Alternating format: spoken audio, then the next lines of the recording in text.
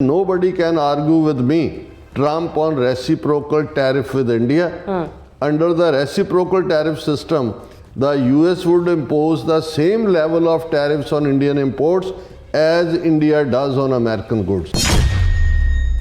Whatever you charge, I am charging. और कहते भी मोदी ने क्या, Modi goes, no, I don't like that. No, whatever you charge, I am going to charge. I am doing that with every country.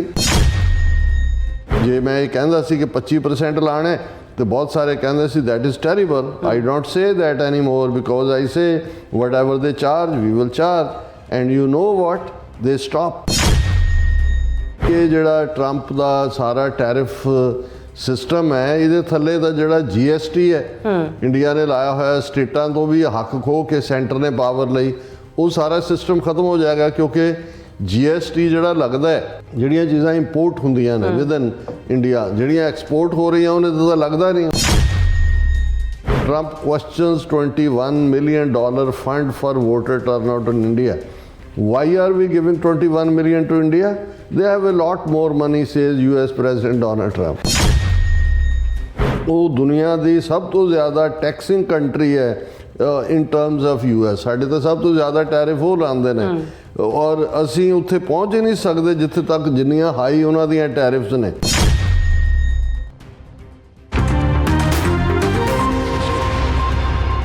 Waheguru ji ਕਾ ਖਾਲਸਾ ਵਾਹਿਗੁਰੂ ਜੀ ਕੀ ਫਤਿਹ। ਅਸਲਾਮ ਵਾਲੇਕਮ, ਆਦਾਬ, ਅਰਜ਼ ਮੈਂ ਤੁਹਾਡੀ host Neelam Kaur ਤੇ ਮੈਂ TV ਫਰ ਸਾਰੇ ਦਰਸ਼ਕਾਂ ਤੇ ਸਰੋਤਿਆਂ ਨੂੰ ਜੀ ਆਇਆਂ ਕਹਿੰਦੀਆਂ ਪ੍ਰੋਗਰਾਮ ਸੱਚ ਵਿੱਚ ਜਿਹੜੇ ਇਸ ਪ੍ਰੋਗਰਾਮ ਨਾਲ ਦੇਸ਼ਾਂ ਵਿਦੇਸ਼ਾਂ ਤੋਂ ਜੁੜ ਚੁੱਕੇ ਨੇ। ਖਾਲਸਾ ਅਫੇਅਰ ਸੈਂਟਰ ਦੇ ਸੰਚਾਲਕ ਡਾਕਟਰ ਅਮਰਜੀਤ ਸਿੰਘ ਜੀ ਸਟੂਡੀਓ 'ਚ ਮੇਰੇ ਨਾਲ ਸ਼ਾਮਲ ਨੇ। ਉਹਨਾਂ ਨਾਲ ਗੱਲਬਾਤ ਕਰਕੇ ਅੱਜ ਦੇ ਅਹਿਮ ਇਸ਼ੂਜ਼ ਉੱਪਰ ਉਹਨਾਂ ਤੋਂ ਉਹਨਾਂ ਦਾ ਤਬਸਰਾ ਜਾਣਦੇ ਹਾਂ। ਜੀ ਡਾਕਟਰ ਸਾਹਿਬ, ਵਾਹਿਗੁਰੂ ਜੀ ਕਾ ਖਾਲਸਾ ਵਾਹਿਗੁਰੂ ਜੀ ਕੀ ਫਤਿਹ। ਹਾਂਜੀ ਨੀਲਮ ਕੌਰ ਜੀ, ਤੁਹਾਨੂੰ ਵੀ ਤੇ ਦੁਨੀਆ ਭਰ 'ਚ ਬੈਠੇ ਸਾਡੇ ਬਹੁਤ ਹੀ ਪਿਆਰੇ ਸੋਹਣੇ ਸਿਆਣੇ TV 84 ਦੇ ਦਰਸ਼ਕਾਂ ਨੂੰ ਵੀ ਵਾਹਿਗੁਰੂ ਜੀ ਕਾ ਖਾਲਸਾ ਵਾਹਿਗੁਰੂ ਜੀ ਕੀ ਫਤਿਹ। ਸਾਡੇ ਬਹੁਤ ਹੀ ਪਿਆਰੇ ਮੁਸਲਮਾਨ ਭੈਣਾਂ ਭਰਾਵਾਂ ਨੂੰ ਅਸਲਾਮ ਅਲੈਕਮ।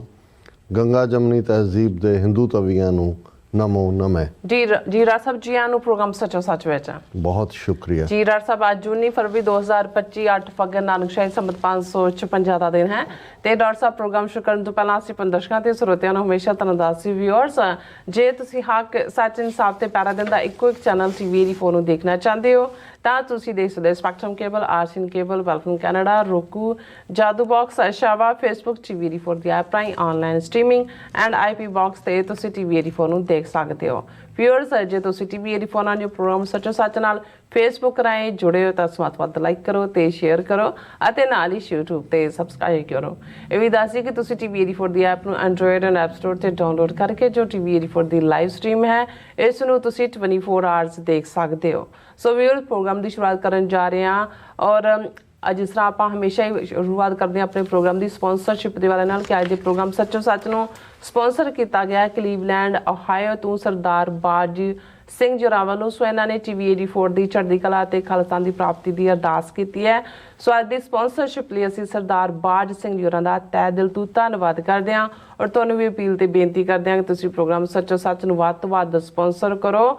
ਸਪਾਂਸਰਸ਼ਿਪ ਲਈ ਤੁਸੀਂ ਸਾਨੂੰ ਕਾਲ ਕਰ ਸਕਦੇ ਸਾਡੇ ਫੋਨ ਨੰਬਰ ਤੇ 5166191984, ਸੇਮ ਨੰਬਰ ਤੇ WhatsApp ਕਰ ਸਕਦੇ ਹੋ, ਤੁਸੀਂ ਸਾਨੂੰ ਈਮੇਲ ਵੀ ਕਰ ਸਕਦੇ ਹੋ info@tv84.tv ਤੇ। ਸੋ ਵਿਊਅਰਸ, ਪਹਿਲੇ ਸੈਗਮੈਂਟ ਦੇ ਵਿੱਚ ਆਪਾਂ ਗੱਲਬਾਤ ਕਰਨ ਜਾ ਰਹੇ ਹਾਂ ਅਮਰੀਕਾ ਦੇ ਹਵਾਲੇ ਨਾਲ ਕਿ ਪ੍ਰੈਜ਼ੀਡੈਂਟ ਟਰੰਪ ਵੱਲੋਂ ਭਾਰਤ ਨੂੰ ਰਗੜੇ ਦੇਣ ਦਾ ਜਿਹੜਾ ਸਿਲਸਿਲਾ ਹੈ ਉਹ ਲਗਾਤਾਰ ਜਾਰੀ ਹੈ ਔਰ ਫੌਕਸ ਨਿਊਜ਼ ਨੂੰ ਦਿੱਤੇ ਇੱਕ ਇੰਟਰਵਿਊ ਵਿੱਚ ਜਿਸ ਵਿੱਚ ਐਲਨ ਮਸਕ ਵੀ ਸ਼ਾਮਲ ਸੀ, ਟਰੰਪ ਨੇ ਦੱਸਿਆ ਕਿ ਉਸਨੇ ਮੋਦੀ ਨਾਲ ਗੱਲਬਾਤ ਦੌਰਾਨ ਕਿਵੇਂ ਭਾਰਤ ਤੇ ਬਰਾਬਰ ਦੀ ਟੈਰਿਫ ਲਾਉਣ ਦੀ ਵਜ਼ਾਹਤ ਕੀਤੀ ਹੈ ਔਰ ਟਰੰਪ ਦਾ ਕਹਿਣਾ ਹੈ ਕਿ ਇਸ ਮੁੱਦੇ ਤੇ ਕੋਈ ਵੀ ਮੇਰੇ ਨਾਲ ਬਹਿਸ ਨਹੀਂ ਕਰ ਸਕਦਾ। ਸੋ ਇਸ ਬਾਰੇ ਆਪਾਂ ਗੱਲਬਾਤ ਕਰਨ ਜਾ ਰਹੇ ਹਾਂ। ਸੋ ਅਸੀਂ ਚਾਹਾਂਗੇ ਕਿ ਤੁਸੀਂ ਇਸੇ ਤਰ੍ਹਾਂ ਬਣੇ ਰਹਿਣਾ। ਦੇਖਣ ਸੁਣਨ ਲਈ ਤੁਹਾਡਾ ਸਭ ਦਾ ਬਹੁਤ ਬਹੁਤ ਧੰਨਵਾਦ। ਜੀ ਰਾਜ ਸਾਹਿਬ, ਕੀ ਵਿਚਾਰਾਂ ਨੇ? ਸਭ ਤੋਂ ਪਹਿਲਾਂ ਤਾਂ ਅੱਜ ਦੇ ਪ੍ਰੋਗਰਾਮ ਨੂੰ ਸਪਾਂਸਰ ਕਰਨ ਲਈ ਅਸੀਂ ਵੀਰ ਬਾਜ ਸਿੰਘ ਅਤੇ ਉਹਨਾਂ ਦੇ ਸਮੁੱਚੇ ਪਰਿਵਾਰ ਦਾ, ਜਿਹੜੇ ਓਹਾਇਓ ਸਟੇਟ ਕਲੀਵਲੈਂਡ ਦੇ ਵਾਸੀ ਨੇ, ਉਹਨਾਂ ਦਾ ਧੰਨਵਾਦ ਕਰਦੇ ਹਾਂ। ਬਿਲਕੁਲ। ਸਾਡੀ ਕਲੀਵਲੈਂਡ ਓਹਾਇਓ ਫੇਰੀ ਦੇ ਦੌਰਾਨ ਹੀ ਇਹਨਾਂ ਵੀਰਾਂ ਨੇ ਬਹੁਤ ਉਤਸ਼ਾਹ ਦੇ ਨਾਲ TV 84 ਦਾ ਸਾਥ ਸਹਿਯੋਗ ਕੀਤਾ। ਅਸੀਂ ਸਮਝਦੇ ਹਾਂ ਕਿ ਜਿੱਥੇ ਆਮ ਗੁਰਸਿੱਖ ਵੀਰ ਭੈਣਾਂ ਬਾਕੀ ਮਾਮਲਿਆਂ ਦੇ ਵਿੱਚ ਗੁਰਦੁਆਰਿਆਂ ਦੀ ਕੰਸਟਰਕਸ਼ਨ ਹੋਏ ਜਾਂ ਹੋਰ ਪੰਥਕ ਕਾਰਜ ਨੇ ਉਹਨਾਂ ਦੇ ਵਿੱਚ ਜਿਹੜਾ ਵੱਧ ਚੜ੍ਹ ਕੇ ਕੰਟਰੀਬਿਊਟ ਕਰਦੇ ਨੇ। ਇਹ ਅੱਜ ਜਦੋਂ ਕਿ ਮੀਡੀਆ ਦੇ ਅਸੀਂ ਹਥਿਆਰ ਦੀ ਗੱਲ ਕਰਦੇ ਹਾਂ, ਇਹ ਮੈਂ ਕੁਛ ਦੇਰ ਬਾਅਦ ਰਿਮਾਈਂਡਰ ਇਸ ਲਈ ਦੇ ਰਿਹਾ ਹੁੰਦਾ ਕਿ ਮਹਿਜ਼ ਇਹ ਕੋਈ ਸਾਡਾ ਸ਼ੌਕ ਨਹੀਂ ਹੈ ਕਿ ਅਸੀਂ ਇੱਥੇ ਬੈਠ ਕੇ 1.5-2 ਘੰਟੇ ਗੁਫ਼ਤਗੂ ਕਰਨੀ ਹੈ ਜਾਂ ਇੱਕ ਸਿਰਫ ਚਰਚਾ ਤੱਕ ਮਹਿਦੂਦ ਹੈ, ਕਿਉਂਕਿ ਅੱਜ ਜਦੋਂ ਅਸੀਂ ਆਲਾ ਦੁਆਲਾ ਸਮੁੱਚਾ ਪਾਰਟ ਦੇਖਦੇ ਹਾਂ ਤੇ ਅਸਲੀ ਲੜਾਈ ਨੈਰੇਟਿਵ ਦੀ ਲੜਾਈ ਬਣ ਚੁੱਕੀ ਹੈ, ਬਿਰਤਾਂਤ ਦੀ ਲੜਾਈ ਬਣ ਚੁੱਕੀ ਹੈ।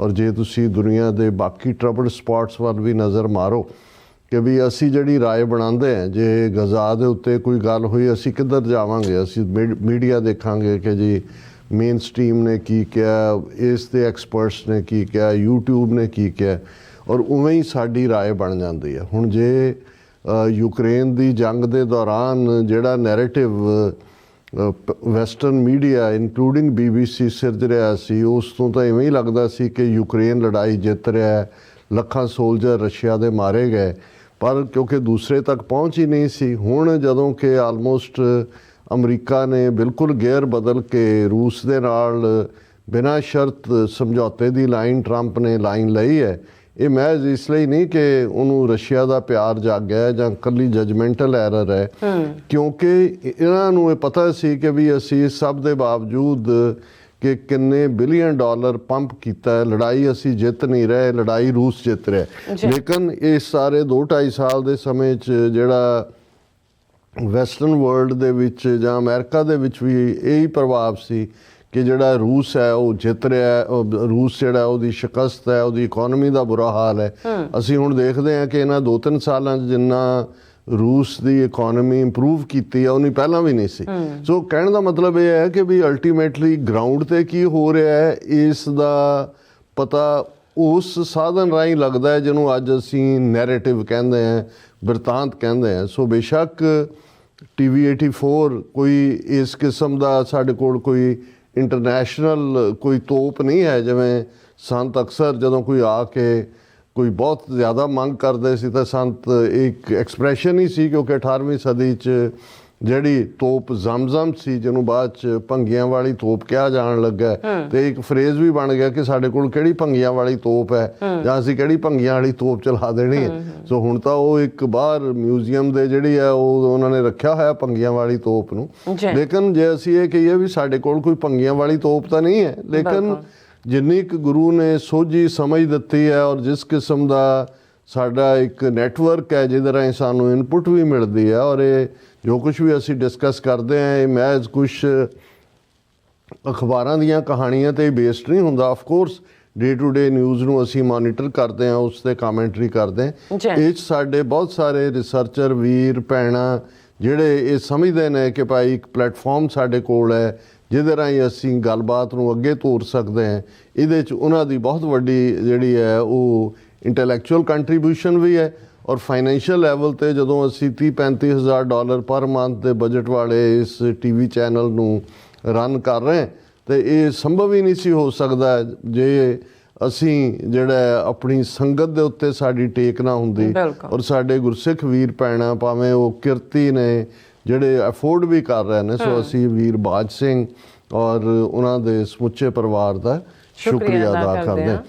ਹੁਣ ਹੁੰਦਾ ਤਾਂ ਇਹ ਹੈ ਵੀ ਬਹੁਤ ਵਾਰ ਜਦੋਂ ਵੀ ਕੋਈ ਦੌਰਾ ਕਿਸੇ VIP ਦਾ ਹੋਣਾ ਹੁੰਦਾ, ਇੰਡੀਅਨ ਕੰਟੈਕਸਟ ਦੇ ਵਿੱਚ ਹੀ ਮੈਂ ਸਪੈਸੀਫਿਕ ਗੱਲ ਕਰਾਂ ਤੇ ਕਈ ਹਫ਼ਤੇ ਪਹਿਲਾਂ ਜਿਹੜਾ ਉਹ ਜਿਵੇਂ ਵਿਆਹ ਦੀ ਰਸਮ ਤੋਂ ਪਹਿਲਾਂ ਕਿੰਨਾ ਕੁਛ ਜਿਹੜਾ ਉਹ ਰਚਿਆ ਜਾਂਦਾ ਹੈ, ਕਿਸ ਕਿਸਮ ਦਾ ਜਿਹੜਾ ਉਹ ਕੇਲਿਆਂ ਦੇ ਪੱਤਿਆਂ ਦੇ ਗੇਟ ਬਣਾਏ ਜਾਂਦੇ ਨੇ, ਦੂਜਾ ਹੁੰਦਾ ਔਰ ਪੂਰਾ ਘੋੜੀ ਚਾੜਨ ਤੋਂ ਬਾਅਦ ਫਿਰ ਉਹ ਮਾਹੌਲ ਸਾਰਾ ਸਿਰਜਿਆ ਜਾਂਦਾ। ਸੋ ਭਾਰਤ ਦੇ ਵਿੱਚ ਵੀ ਇਹ ਵੀ ਇੱਕ ਆਪਣੇ ਕਿਸਮ ਦਾ ਅਹਿਸਾਸੇ ਕਮਤਰੀ ਹੈ, ਇਨਫੀਰੀਅਰਿਟੀ ਕੰਪਲੈਕਸ ਹੈ, ਔਰ ਖ਼ਾਸ ਤੌਰ 'ਤੇ ਮੋਦੀ ਈਰਾ ਦੇ ਵਿੱਚ ਅਸੀਂ ਦੇਖਿਆ ਕਿ ਮੋਦੀ ਨੂੰ ਔਰ ਈਵਨ ਭਾਰਤ ਨੂੰ ਇਹ ਦੱਸਣ ਦੇ ਲਈ ਕਿ ਜੀ ਅਸੀਂ ਬਹੁਤ ਅਹਿਮੀਅਤ ਵਾਲਾ ਮੁਲਕ ਹੈ ਔਰ ਮੋਦੀ ਜੀ ਨੇ ਜਿਹੜਾ ਉਹ ਕਮਾਲ ਕਰਤੀ ਦੁਨੀਆ ਦੇ ਵਿੱਚ, ਜਿੱਥੇ ਮੋਦੀ ਜੀ ਜਾਂਦੇ ਨੇ ਦੁਨੀਆ ਉਹਨਾਂ ਦੇ ਪਿੱਛੇ ਪਿੱਛੇ ਤੁਰੀ ਫਿਰਦੀ ਹੈ ਔਰ ਮੋਦੀ ਜੀ ਬੋਲਦੇ ਨੇ ਤਾਂ ਦੁਨੀਆ ਸੁਣਦੀ ਹੈ ਔਰ ਮੋਦੀ ਜਿੱਥੇ ਜਾਂਦਾ ਹੈ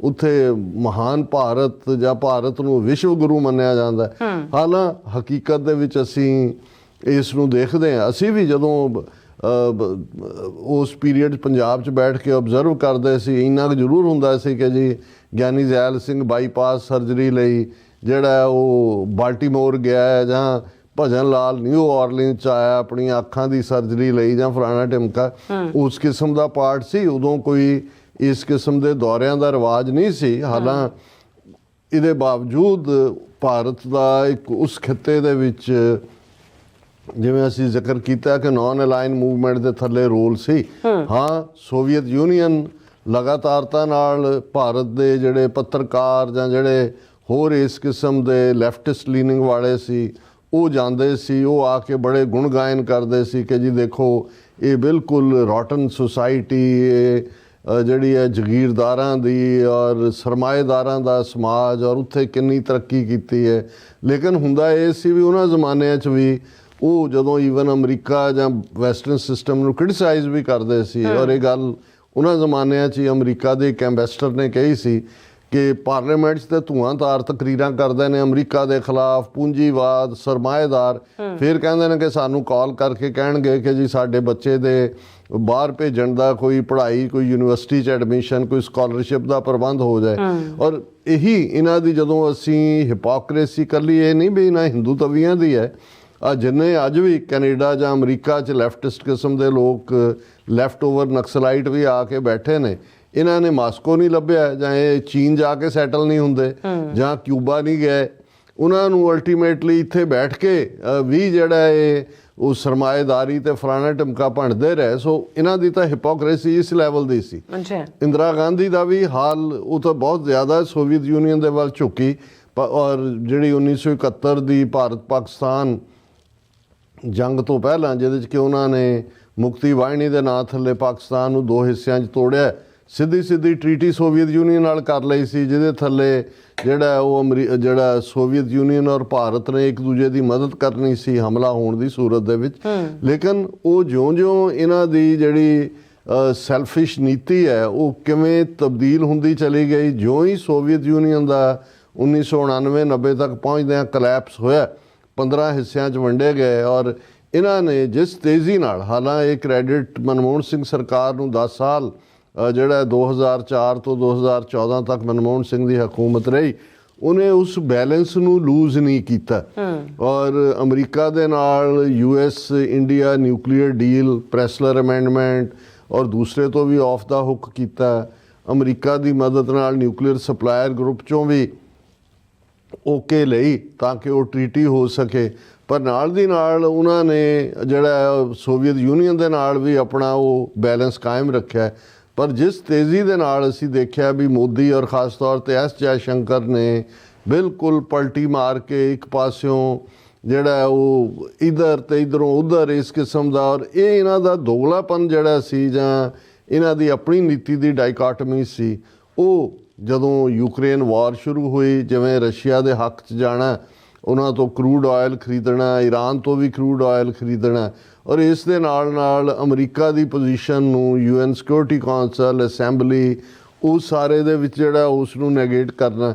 ਫਿਰ ਇਹੀ ਇੱਕ ਪਾਸੇ ਚਾਈਨਾ ਜਿਹੜਾ ਉਸ ਦੇ ਨਾਲ ਹੌਸਟਿਲਿਟੀ ਦੀ ਲਾਈਨ, ਕੁਆਡ ਦਾ ਮੈਂਬਰ ਬਣ ਜਾਣਾ, ਔਰ ਫਿਰ ਈਵਨ ਜੰਮੂ ਕਸ਼ਮੀਰ ਦਾ ਸਟੇਟਸ ਖਤਮ ਕਰਕੇ ਈਵਨ ਜਿਹੜਾ ਉਹ ਚਾਈਨਾ ਨੂੰ ਚੈਲੰਜ ਕਰਨਾ, ਜਦੋਂ ਉਹਨਾਂ ਨੇ ਲੱਦਾਖ ਨੂੰ ਵੀ ਇੱਕ ਯੂਨੀਅਨ ਟੈਰੀਟਰੀ ਬਣਾਇਆ ਔਰ ਚਾਈਨਾ ਨੇ ਗਲਵਾਨ ਵੈਲੀ 'ਚ ਉਹਦਾ ਜਵਾਬ ਦਿੱਤਾ।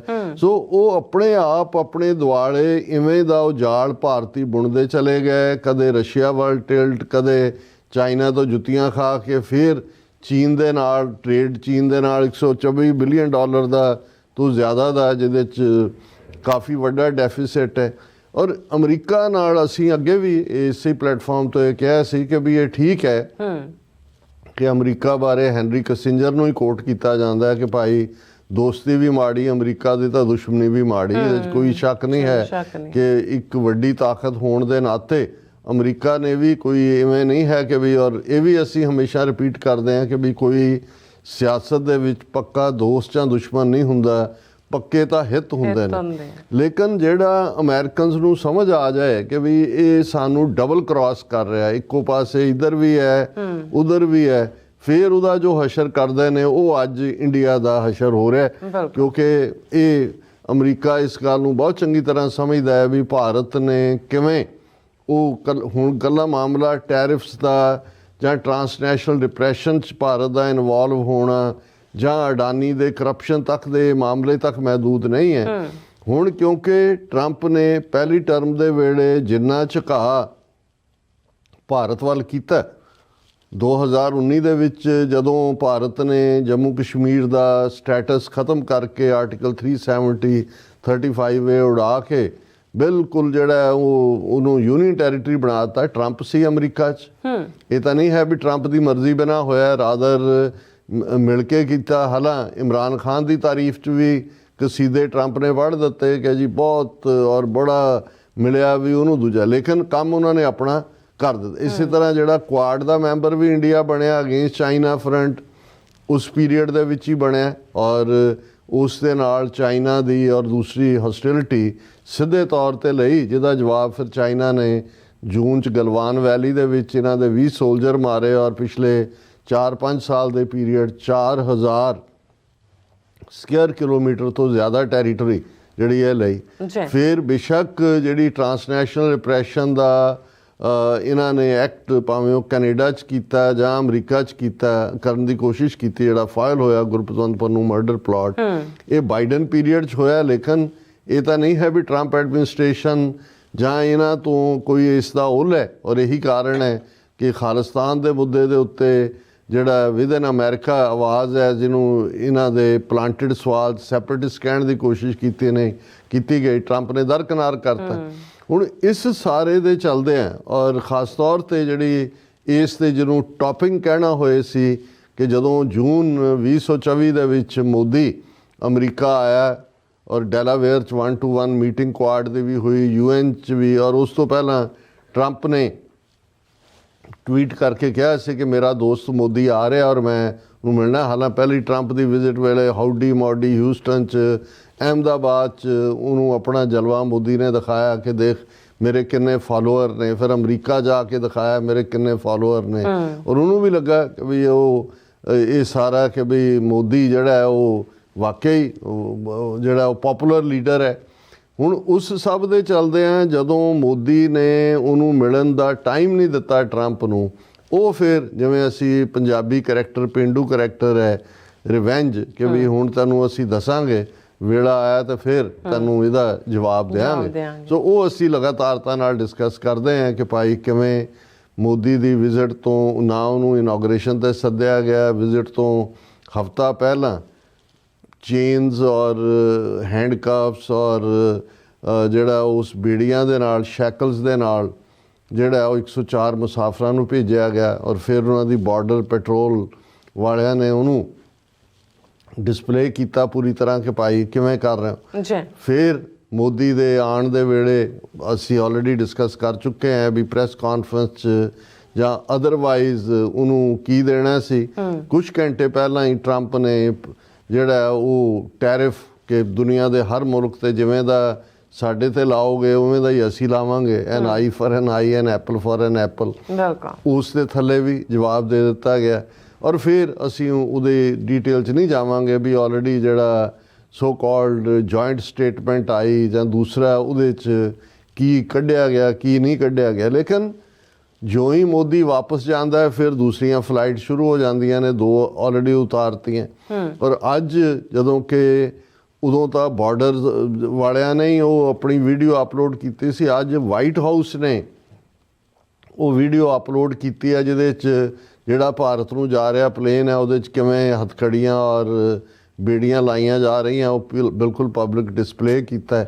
ਔਰ ਐਲਨ ਮਸਕ ਨੇ ਇਸ ਦੇ ਉੱਤੇ ਹੁਰਰਾ ਯੀਆ ਵਾਹ ਵਾਹ ਵਾਹ ਵਾਹ ਵਾਓ ਇਹ ਸਾਰਾ ਪਾਰਟ ਕੀਤਾ। ਹੁਣ ਇਸ ਸਾਰੇ ਦੇ ਚੱਲਦੇ ਆ ਜਿਹੜਾ ਟਰੰਪ ਦੇ ਵਾਰ ਨੇ ਮੋਦੀ ਦੇ ਉੱਤੇ ਭਾਰਤ ਦੇ ਉੱਤੇ, ਉਹ ਕੋਈ ਰੁਕਣ ਦਾ ਨਾਮ ਨਹੀਂ ਲੈ ਰਹੇ। ਔਰ ਇਹਦੇ 'ਚ 2 ਜਿਹੜੀਆਂ ਮੁੱਖ ਨਿਊਜ਼, ਕਿਉਂਕਿ ਜਦੋਂ ਅਮਰੀਕਨ ਮੀਡੀਆ 'ਚ ਉਹ ਫੌਕਸ ਨਿਊਜ਼ ਹੋਏ ਜਾਂ CNN ਹੋਏ ਜਾਂ ਉਹਨਾਂ ਦੇ ਪਲੇਨ 'ਚ ਕਿਤੇ ਜਾ ਰਿਹਾ ਟਰੰਪ ਉੱਥੇ ਦਿੰਦਾ ਤੇ ਉਹਨਾਂ ਦੀ ਪੀਟੀਆਈ ਜਾਂ ਦੂਸਰਿਆਂ ਨੂੰ ਜਿਹੜਾ ਹੈ ਉਹ ਉਹਨਾਂ ਦਾ ਮਜਬੂਰੀ ਬਣ ਜਾਂਦੀ ਹੈ ਉਸ ਖਬਰ ਨੂੰ ਚੁੱਕਣਾ। ਹਾਲਾਂਕਿ 3 ਦਿਨ ਪਹਿਲਾਂ ਹੀ ਇਹ ਖਬਰ ਸੀ USAID ਦੇ ਹਵਾਲੇ ਨਾਲ, ਔਰ ਐਲਨ ਮਸਕ ਨੇ, ਕਿਉਂਕਿ ਉਸ ਦਾ ਚਾਰਜ ਉਹਨੇ ਲਿਆ, ਉਹਨੂੰ ਬਿਲਕੁਲ ਖ਼ਤਮ ਕਰਨ ਦੀ ਲਾਈਨ ਹੈ। ਅੱਛਾ। ਔਰ ਉਹਨਾਂ ਨੇ ਕਿਹਾ ਸੀ ਕਿ $21 ਮਿਲੀਅਨ ਜਿਹੜਾ ਭਾਰਤ ਨੂੰ ਦਿੱਤਾ ਜਾਂਦਾ ਸੀ USAID ਵੱਲੋਂ ਕਿ ਜੀ ਉੱਥੇ ਡੈਮੋਕ੍ਰੇਸੀ ਨੂੰ ਕਿਵੇਂ ਵਧਾਉਣਾ ਹੈ ਤੇ ਵੋਟਰ ਟਰਨਆਊਟ ਕਿਵੇਂ ਕਰਨਾ ਹੈ, ਉਹਨੇ ਕਿਹਾ ਕਿ ਐਲਨ ਮਸਕ ਨੇ ਕਿਹਾ ਜੀ ਅਸੀਂ ਇਹ ਪੈਸੇ ਬੰਦ ਕਰ ਰਹੇ ਹਾਂ ਕਿਉਂਕਿ ਭਾਰਤ ਆਲਰੇਡੀ ਬੜੀ ਥਰਾਈਵਿੰਗ ਡੈਮੋਕ੍ਰੇਸੀ ਬਣ ਗਿਆ, ਉਹਨੂੰ ਹੁਣ ਵੋਟਰ ਟਰਨਆਊਟ ਦੀ ਲੋੜ ਨਹੀਂ। ਹੁਣ ਗੱਲ ਮੁੱਕ ਗਈ। ਹਾਲਾਂਕਿ ਇਹ ਵੀ ਬਹੁਤਿਆਂ ਨੂੰ ਲੱਗਾ ਵੀ ਬਹੁਤ ਜ਼ੋਰਦਾਰ ਝਟਕਾ ਦਿੱਤਾ ਹੈ, ਵੀ ਇਹਦਾ ਮਤਲਬ ਇਹ ਹੈ ਕਿ ਵੀ ਜਿਹੜੀਆਂ ਬਾਕੀ ਤਾਂ ਇੰਟਰਨੈਸ਼ਨਲ ਔਰ ਵੈਕਸੀਨੇਸ਼ਨ ਔਰ ਦੂਸਰਿਆਂ ਵਾਲੇ ਤਾਂ ਕੱਟ ਹੀ ਰਹੇ। ਹੁਣ ਟਰੰਪ ਨੇ ਈਵਨ ਇਸ ਦੇ ਉੱਤੇ ਫੇਰ ਜਿਹੜੀ ਹੈ ਪਲੱਥਣ ਲਾਇਆ। ਇਹਨਾਂ ਦੀ ਆਪਣੀ ਖਬਰ ਹੈ ANI ਦੀ, ਜਿਹੜੀ ਰਾਹ ਦੀ ਆਊਟਫਿਟ ਹੈ, media outfit, they have a lot more money. Trump questions $21 million fund for voter turnout in India. Why are we giving $21 million to India? They have a lot more money, says US President Donald Trump. ਬਹੁਤ ਪੈਸੇ ਹੈ ਇਹਨਾਂ ਕੋਲ, ਬਹੁਤ ਪੈਸੇ, ਅਸੀਂ ਕਾਹਦੇ ਦੇਈਏ ਇਹਨਾਂ ਨੂੰ। ਹੁਣ ਆਲਰੇਡੀ ਉਹ ਰੋਕੇ ਜਾ ਚੁੱਕੇ ਨੇ, ਪਰ ਜਦੋਂ ਟਰੰਪ ਇਸ ਕਿਸਮ ਦਾ ਸਵਾਦ ਲੈਂਦਾ ਅੱਗੋਂ ਤੇ ਇਸ ਦਾ ਮਤਲਬ ਹੈ ਵੀ ਇੰਡੀਆ ਨੂੰ ਉਹ ਦੱਸ ਰਿਹਾ।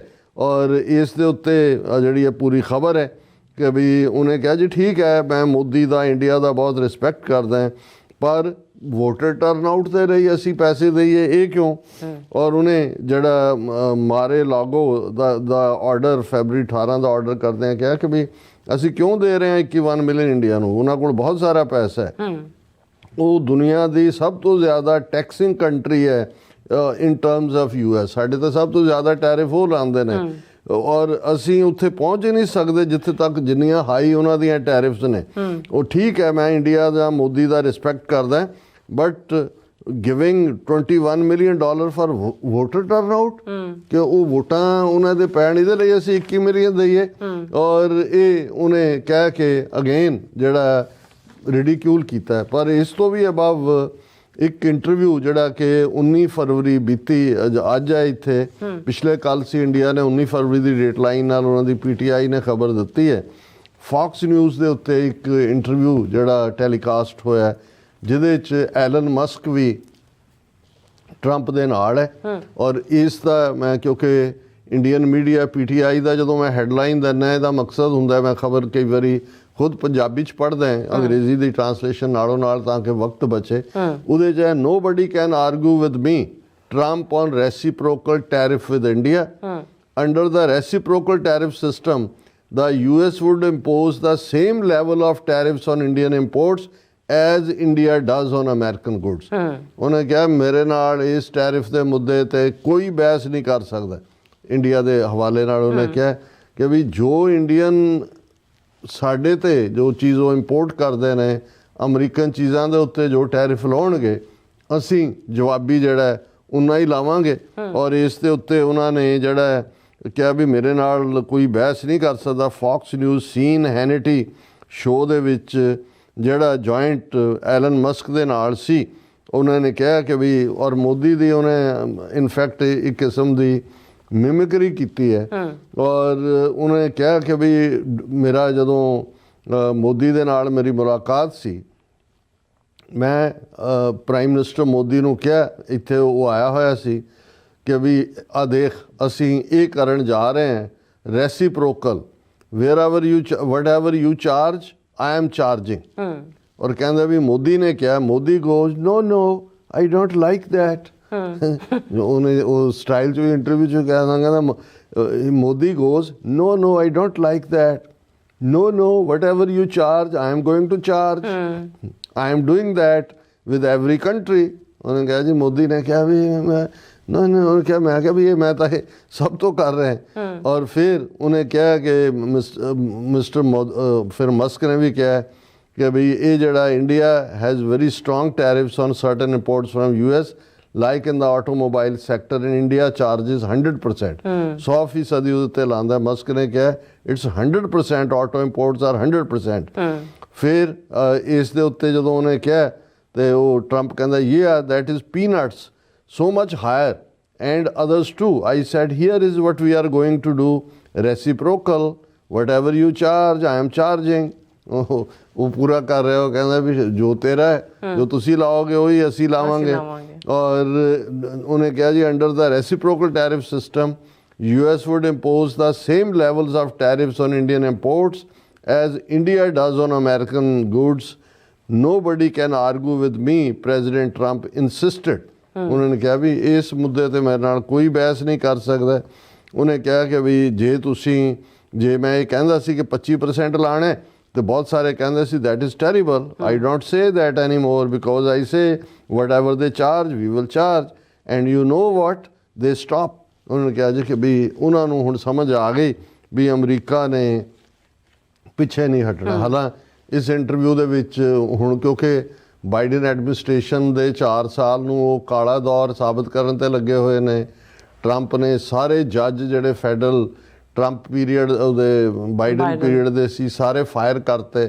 ਔਰ ਈਵਨ ਇਸ ਇੰਟਰਵਿਊ 'ਚ ਉਹਨਾਂ ਨੇ ਕਿਹਾ ਕਿ ਵੀ ਇਹ ਜਿਹੜੇ 2 ਜਿਹੜੇ ਨਾਸਾ ਦੇ ਬੰਦੇ ਉੱਥੇ ਫਸੇ ਹੋਏ ਨੇ ਸਪੇਸ ਦੇ ਵਿੱਚ, ਜਿਨ੍ਹਾਂ 'ਚ ਇੱਕ ਇੰਡੀਅਨ ਮੂਲ ਦੀ ਜਿਹੜੀ ਸੁਨੀਤਾ ਵਿਲੀਅਮਸ ਹੈ, ਉਹਨੇ ਕਿਹਾ ਕਿ ਵੀ ਇਹ ਜਿਹੜਾ ਇੰਡੀਆ ਇੱਕ ਪਾਸੇ ਤਾਂ ਟੈਰਿਫ ਕਿੰਗ ਹੈ ਪਰ ਦੂਸਰੇ ਪਾਸੇ ਜਿਹੜਾ ਅਸੀਂ ਇਹ ਵੀ ਕੋਸ਼ਿਸ਼ ਕਰਾਂਗੇ ਹੁਣ ਕਿ ਇਹ ਜਿਹੜੀ ਸੁਨੀਤਾ ਵਿਲੀਅਮ ਇੰਡੀਅਨ ਓਰੀਜਨ ਦੀ ਔਰ ਦੂਜੇ ਜਿਹੜੇ ਟਰੰਪ ਦੇ ਬਾਈਡਨ ਦੇ ਪੋਲੀਟੀਕਲ ਡਿਸੀਜਨ ਕਰਕੇ ਅੱਜ ਤੱਕ ਸਪੇਸ ਨੇ ਇਹਨਾਂ ਨੂੰ ਅਸੀਂ ਵਾਪਸ ਲੈ ਕੇ ਆਈਏ। ਉਹਨੇ ਕਿਹਾ ਕਿ ਵੀ ਇਹ ਜਿਹੜਾ ਆਲਸੋ ਡਿਊਰਿੰਗ ਦਾ ਇੰਟਰਵਿਊ ਇਹ ਕਲੇਮ ਮਸਕ ਨੇ ਵੀ ਕਲੇਮ ਕੀਤਾ ਕਿ 2 NSA NASA NASA astronauts including Indian origin astronaut Sunita Williams currently stuck in space had been left there by the Biden administration for political purposes.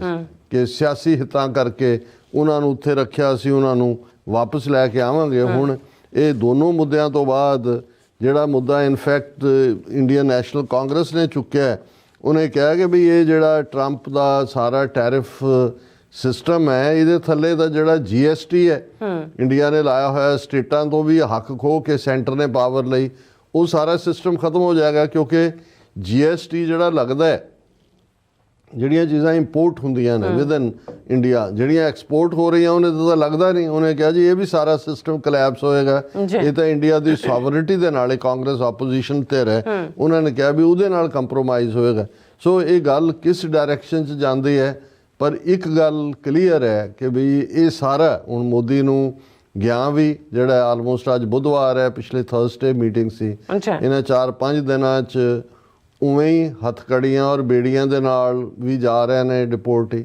ਅੱਜ ਇਹ ਵੀ ਖਬਰ ਸੀ, ਕੱਲ੍ਹ ਅਸੀਂ Costa Rica ਦਾ ਜ਼ਿਕਰ ਕੀਤਾ ਸੀ ਕਿ ਕੋਸਟਾ ਰੀਕਾ ਦੇ ਨਾਲ ਜਿਹੜਾ ਉਹ ਸਮਝੌਤਾ ਕਰਕੇ ਜਿਹੜੇ ਉੱਥੋਂ ਨੇ ਭੇਜਣੇ ਸ਼ੁਰੂ ਕੀਤੇ ਨੇ। ਔਰ ਅੱਜ ਹੀ ਇੱਕ ਬੜੀ ਡੀਟੇਲ ਨਿਊਜ਼ ਆਈਟਮ ਸੀ ਕਿ ਪਨਾਮਾ ਦੇ ਵਿੱਚ ਜਿਹੜੇ ਭੇਜੇ ਹੋਏ ਨੇ ਉਹਨਾਂ 'ਚ ਬਹੁਤ ਸਾਰੇ ਇੰਡੀਅਨ ਵੀ ਨੇ, ਚਾਈਨੀ ਵੀ, ਅਫਗਾਨ ਵੀ, ਪਾਕਿਸਤਾਨੀ ਵੀ, ਉਹ ਬੰਦ ਕੀਤੇ ਹੋਏ ਨੇ। ਔਰ ਉਹ ਜਿਹੜੇ ਨੇ ਉਹਨਾਂ 'ਚੋਂ ਕਈ ਸ਼ੀਸ਼ੇ ਰਾਹੀਂ ਕਰਕੇ ਹੈਲਪ ਅਸ ਕਰ ਰਹੇ ਨੇ। ਸੋ ਇਹ ਸਾਰਾ, ਔਰ ਜਿਵੇਂ ਮੈਂ ਕਿਹਾ ਵੀ ਵਾਈਟ ਹਾਊਸ ਨੇ ਅੱਜ ਉਹ ਵੀਡੀਓ ਪੋਸਟ ਕੀਤੀ ਹੈ ਜਿਹਦੇ ਥੱਲੇ ਜਦੋਂ ਸੀਐਟਲ ਤੋਂ ਫਲਾਈ ਕਰ ਰਹੇ ਨੇ ਉਹਨਾਂ ਨੂੰ ਸ਼ੈਕਲਸ ਔਰ ਹੈਂਡਕਫਸ ਦੇ ਵਿੱਚ ਰੱਖਿਆ ਜਾ ਰਿਹਾ ਔਰ ਵਿਦਿਨ 4-5 ਡੇਜ਼ ਅਗੇਨ ਇਹਨੂੰ ਕਹਿੰਦੇ ਨੇ ਕਿ ਵੀ ਬਾਰ-ਬਾਰ ਜਿਹੜਾ ਉਹ ਕੋਈ ਚੀਜ਼ ਰੈੱਡ ਜਿਹੜਾ ਉਹ ਕਲੋਥ ਦਿਖਾਣਾ, ਜਿਵੇਂ ਬੁੱਲ ਨੂੰ ਦਿਖਾਇਆ ਜਾਂਦਾ ਨਾ ਉਹ ਤਾਂ ਉਹ ਮਗਰ ਦੌੜਦਾ ਲਾਲ ਦੇਖ ਕੇ। ਸੋ ਇਹ ਉਹਨੂੰ ਰਗੜਿਆ ਵੀ ਹੈ ਚੰਗੀ ਤਰ੍ਹਾਂ, ਰਗੜ ਕੇ ਫਿਰ ਦੁਨੀਆ ਨੂੰ ਵੀ ਦੱਸਿਆ ਜਾ ਰਿਹਾ ਵੀ ਅਸੀਂ ਇਹਨਾਂ ਨੂੰ ਇਵੇਂ ਹੀ ਰਗੜਿਆ ਤੇ ਇਵੇਂ ਹੀ ਰਗੜਦੇ ਰਵਾਂਗੇ। ਹੁਣ ਇਸ ਤੋਂ ਜੇ ਇਹਨੂੰ ਫਿਰ ਵੀ ਕੋਈ ਕਹੇ ਜੀ ਬਹੁਤ ਸਫਲ ਉਹਨਾਂ ਦਾ ਦੌਰਾ, ਜਿਵੇਂ ਉਹਨਾਂ ਦੇ ਮੀਡੀਆ ਨੇ ਪਹਿਲੇ 24 ਘੰਟੇ ਕਿਹਾ ਟਰੰਪ ਕਾਂਪਾ, ਮੋਦੀ ਕੇ ਆਗੇ ਸਾਹਮਣੇ ਆਇਆ, ਉਹਨਾਂ ਦੇ ਉਸ ਕਿਸਮ ਦਾ ਥਰ ਕਾਂਪਨੇ ਲਗਾ, ਮੋਦੀ ਨੇ ਬੜਕ ਮਾਰੀ। ਹੁਣ ਉਹ ਸਾਰਾ ਹੋ ਗਿਆ ਕੰਮ ਕਿ ਵੀ ਸਾਹਮਣੇ ਆ ਰਿਹਾ ਕਿ ਵੀ ਬੜਕ ਕਿਹਨੇ ਮਾਰੀ ਤੇ ਕਿਹੜਾ ਜਿਹੜਾ ਗੋਡਿਆਂ ਪਰਨੇ ਹੋ ਕੇ ਹਜ਼ੂਰ ਸਾਡੇ ਮਾਈ ਬਾਪ ਕਰਕੇ ਜਿਹੜਾ ਹਿਊਮਿਲੀਏਟ ਹੋ ਕੇ ਜਿਹੜਾ ਉਹ ਬੜੇ ਬੇਆਬਰੂ ਹੋ ਕਰ तेरे कूचे से हम निकले। जी डॉक्टर साहब ਤੁਹਾਡਾ ਬਹੁਤ ਸ਼ੁਕਰੀਆ। ਸੋ ਇੱਥੇ ਲੈਣੇ ਬ੍ਰੇਕ, ਔਰ ਬ੍ਰੇਕ ਤੇ ਜਾਣ ਤੋਂ ਪਹਿਲਾਂ ਅਸੀਂ ਦਰਸ਼ਕਾਂ ਤੇ ਸਰੋਤਿਆਂ ਨੂੰ ਅਪੀਲ ਤੇ ਬੇਨਤੀ ਕਰਦੀ ਵੀਅਰਸ, ਜਿਸ ਤਰ੍ਹਾਂ ਕਿ ਤੁਸੀਂ ਜਾਣਦੇ ਹੋ ਕਿ TV 84 ਇੱਕ ਪੰਥਕ ਚੈਨਲ ਹੈ ਔਰ TV 84 ਦੀ ਚੜ੍ਹਦੀ ਕਲਾ ਲਈ ਵੱਧ ਤੋਂ ਵੱਧ ਡੋਨੇਟ ਕਰੋ। ਡੋਨੇਟ ਕਰਨ ਲਈ ਸਾਡੀ ਵੈਬਸਾਈਟ tv84.tv ਤੇ ਜਾ ਕੇ ਪੇਪਲ ਦੀ ਵਰਤੋਂ ਕਰਕੇ ਵਨ ਟਾਈਮ ਡੋਨੇਟ ਕਰ ਸਕਦੇ ਹੋ, ਮੰਥਲੀ ਡੋਨੇਟ ਵੀ ਕਰ ਸਕਦੇ ਹੋ। ਤੁਸੀਂ TV84 ਦੇ ਨਾਮ ਤੇ ਚੈੱਕ ਬਣਾ ਕੇ ਸਾਨੂੰ ਮੇਲ ਵੀ ਕਰ ਸਕਦੇ ਹੋ ਸਾਡੇ ਇਸ ਪਤੇ ਤੇ 36-01 37 ਲੌਂਗਲੈਂਡ ਸਿਟੀ, ਨਿਊਯਾਰਕ 11101 USA, ਜਾਂ ਫਿਰ ਤੁਸੀਂ ਸਾਨੂੰ ਫੋਨ ਰਾਹੀਂ ਵੀ ਸੰਪਰਕ ਕਰ ਸਕਦੇ ਹੋ 5166619184। ਤੁਸੀਂ ਸਾਨੂੰ ਈਮੇਲ ਵੀ ਕਰ ਸਕਦੇ ਹੋ info@tv84.tv ਤੇ। ਅਸੀਂ ਤੁਹਾਡੇ ਤਹਿ ਦਿਲ ਤੋਂ ਸ਼ੁਕਰਗੁਜ਼ਾਰ ਹੋਵਾਂਗੇ। ਸੋ ਇੱਥੇ ਲੈਣੇ ਬ੍ਰੇਕ, ਵਿਊਅਰਸ ਤੁਸੀਂ ਸਾਨੂੰ ਇਸੇ ਤਰ੍ਹਾਂ ਬਣੇ ਰਹਿਣਾ। ਮਿਲਦੇ ਹਾਂ ਆਫਟਰ ਦਿਸ ਸ਼ਾਰਟ ਬ੍ਰੇਕ।